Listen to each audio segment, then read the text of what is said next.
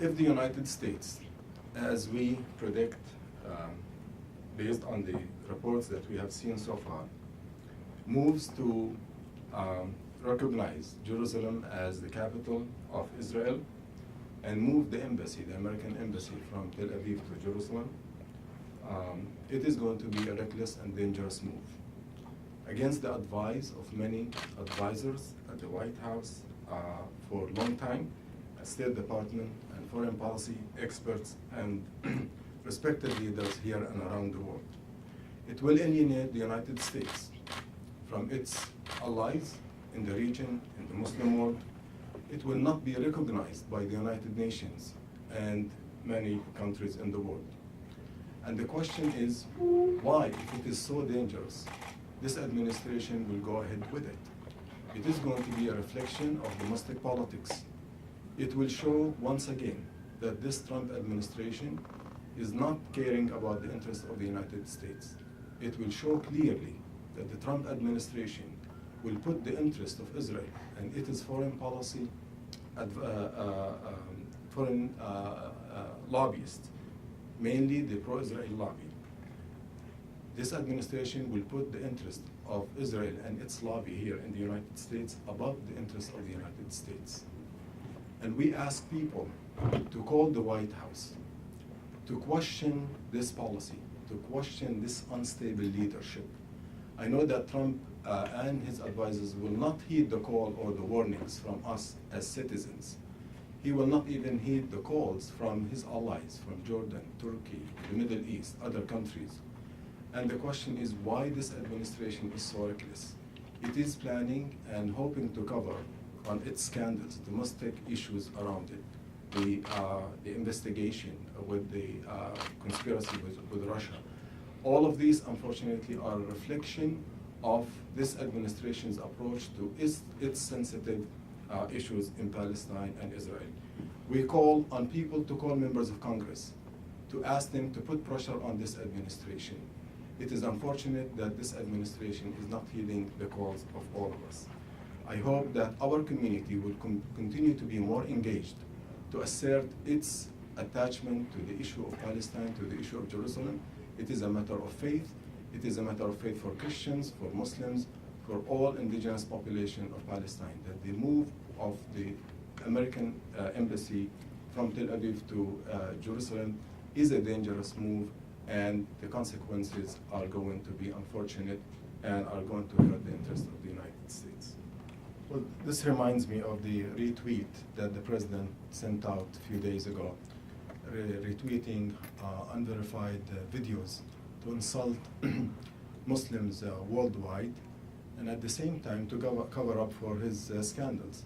So, as I said in my remarks, we're not hopeful that he himself is capable of making sound decisions to protect the interests of the United States or to achieve a just peace between the Israelis and the Palestinians. I don't think the president has the capacity or integrity to achieve noble causes like this. But our hope is in the reaction that people can give, similar to the action worldwide and here, even among his party, within the media, within civil society, within interfaith communities here and abroad. They rebuke the president for his reckless behavior. And this behavior to move or to declare Jerusalem as the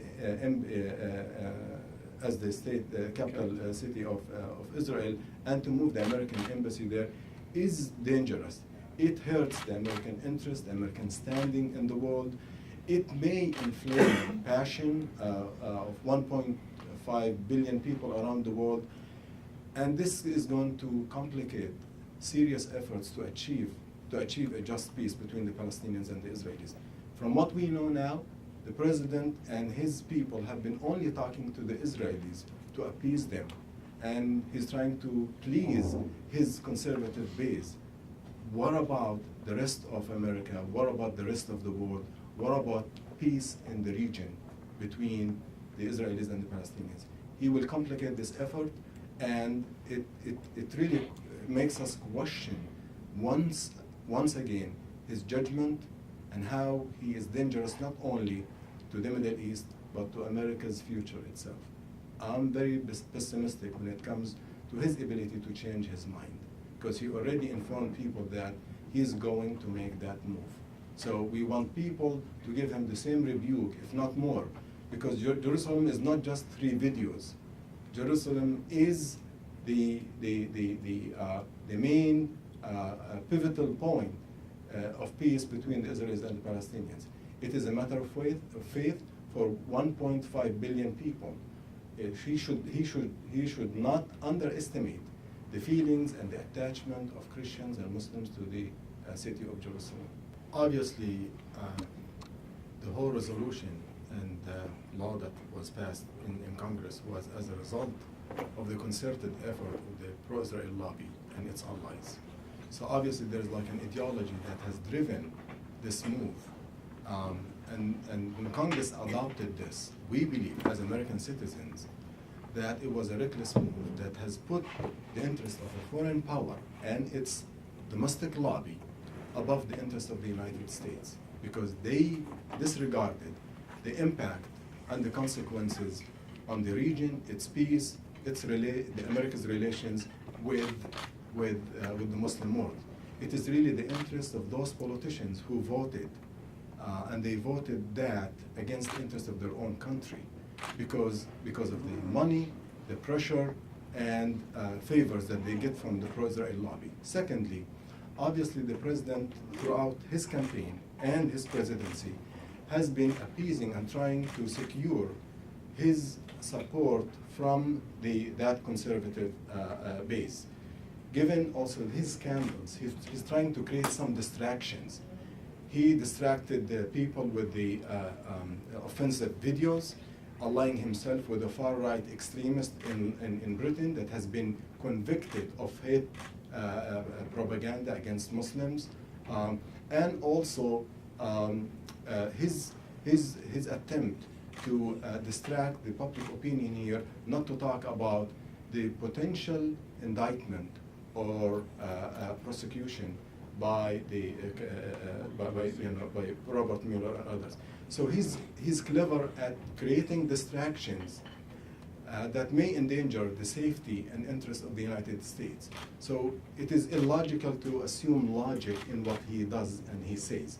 So the impact is serious, and we need more adults in our nation to rebuke the president for his dangerous potential move to declare unilaterally Jerusalem as capital of Israel, and also it will undermine his efforts and the administration's efforts to achieve the ultimate deal.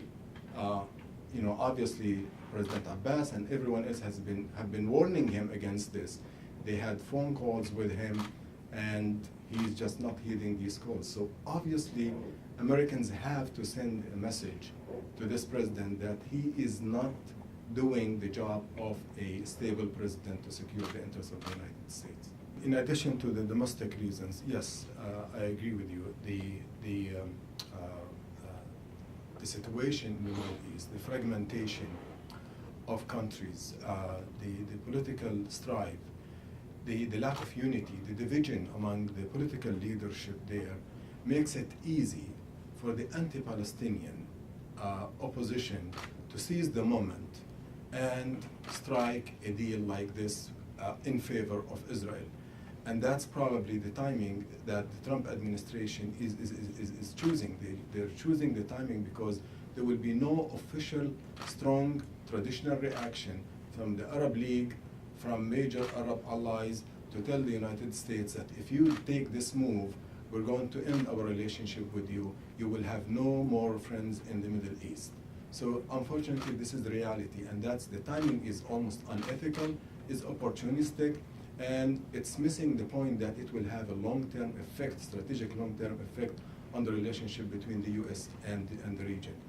But what Trump is missing, if he is banking on this possibility, is the reaction from people in the region and from the Muslim world. We remember that a few months ago, when Israel prevented Muslims from entering Jerusalem, they were supported by Christians in the region, in Jerusalem, in the West Bank, and rallies from all over the world. So people who did not even unite in rallies to support, for example, Syria for people in Yemen, they united to call for unity and for support for the people of Jerusalem. So underestimating the reaction from the people in the Middle East and the Muslim world because of the current crisis is a major miscalculation. And obviously the Palestinians are threatening with a third intifada, and the impact of this intifada on the Palestinians themselves, on their economy, on the stability and peace in the region is serious. And lastly, how will this impact us? Unfortunately, it is going to be another decision that this Trump administration views the Muslim community and the Arab Americans and Palestinians in the United States. Unfortunately, this administration, under the leadership of Trump, is heading the wrong direction, is doing everything that's contradictory to our American values, to religious liberty, to justice for all. And it will continue to send a signal for us that this is the time for us to organize, to build alliances with interfaith communities, to amplify our voices, and to be active. And we should not be discouraged by the continuation of this erosion from this administration. So probably the positive thing is that these are wake-up calls for us as Muslims, as Arabs, as citizens in this country, to organize more and to build alliances across faith, across issues, to build coalitions and to amplify our voices and send the message.